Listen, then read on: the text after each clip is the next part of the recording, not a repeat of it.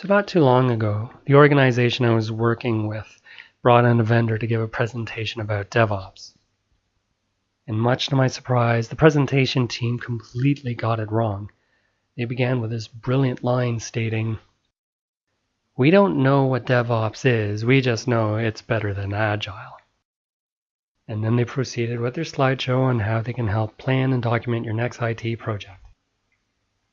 In less than 5 minutes, they succeeded in confusing a room full of people while reinforcing an outdated mindset, which is why I'm putting this video together. So, ladies and gentlemen, strap on your boots because I'm going to lay it all on the table. From the first time I used DevOps, why I believe it's critical for IT, and how it can improve the deployment process within your organization. So instead of simply giving you the definition of DevOps, I want to first show you how DevOps works. I believe this will help you understand why it works. So come with me as I take you back to the year 2010, where I was a Scrum Master working at a .com shop. And the situation was this. We had our product owners who knew exactly what they were doing. They understood the value in prioritizing the backlog, and they respected the Scrum team ceremonies. And the Scrum teams, they were just blazing along. We had predictability with our velocity and a sustainable pace.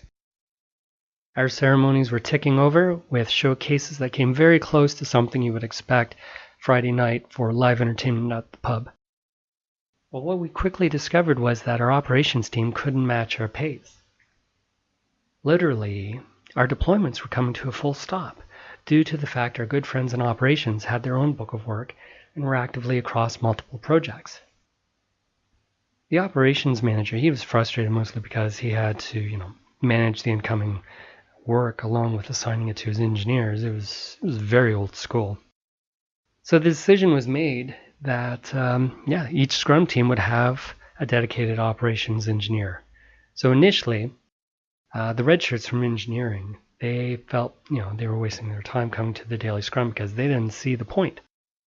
Since, they didn't have anything actively involved with developing the application. And sure, I can see that point. So the way we fixed that, we did a bit of a discovery session. We did user story mapping with the operations engineer, and I just talked about it.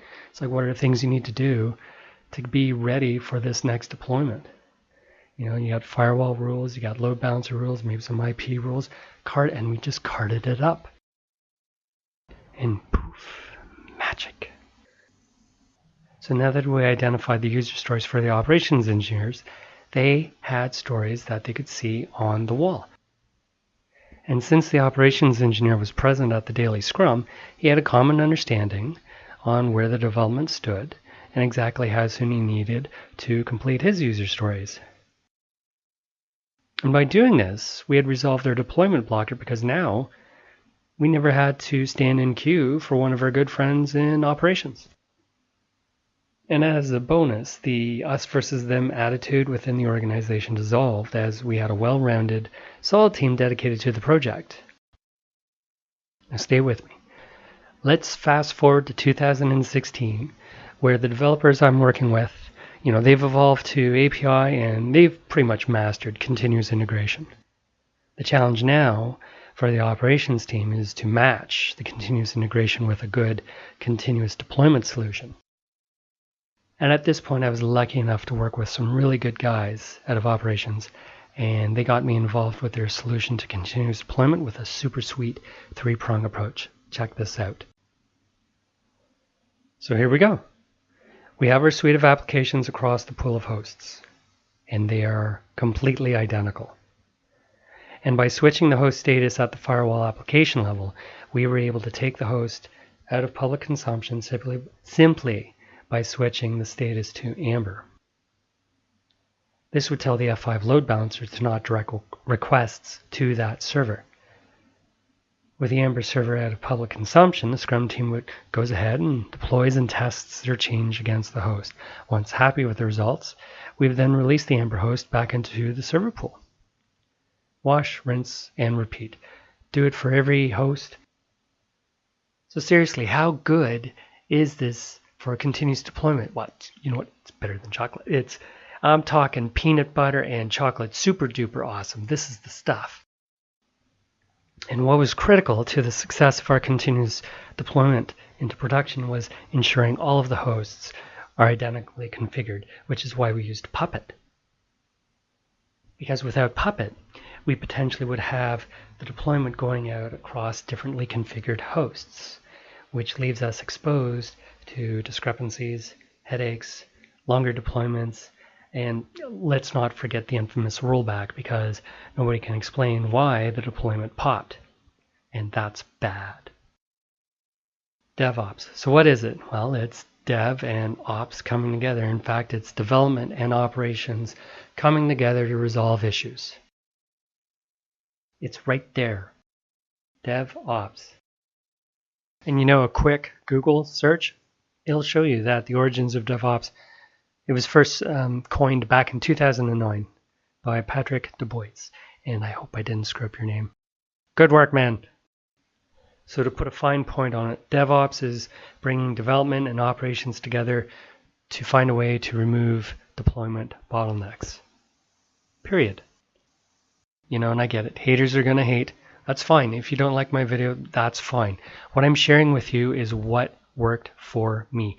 And it's not even me. It's not me. It was the team.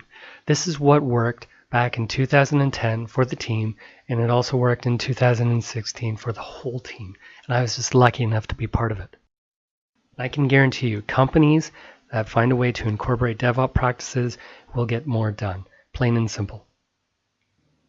One of the questions I often get asked is, what about the white space left in the operation engineer's day? And you know what? As an Agile coach, what I can tell you is the operators always have work. There's always more to be done. And as one of my friends put it so nicely, there's always more work. And that's very true within operations. And I'll tell you, just from my own experience, whenever I'm given the opportunity to let DevOps work, the operators, sure, they'll have slow points within the project, but there's always technical debt that they can go after. There's updates to be done, you know, housekeeping, just clean up. This is the stuff that they can spend their time on, and that's a huge bonus for the organization, because all of a sudden their whole network is performing better. And if I have to explain why that's awesome, come on. Really? So in conclusion, DevOps is development and operations coming together to remove deployment blockers.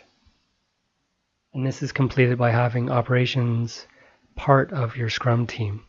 And if anybody's concerned about the operations engineers having too much white space in their day planner, then you need to have a real chat with your operations team to find out what they want to work on, because there's always more work. So tell me what you think. You can reach me at pacificagile.com. And if you liked the video, give me a thumbs up and keep watching, because I'm going to come up with more videos. Thanks. Bye.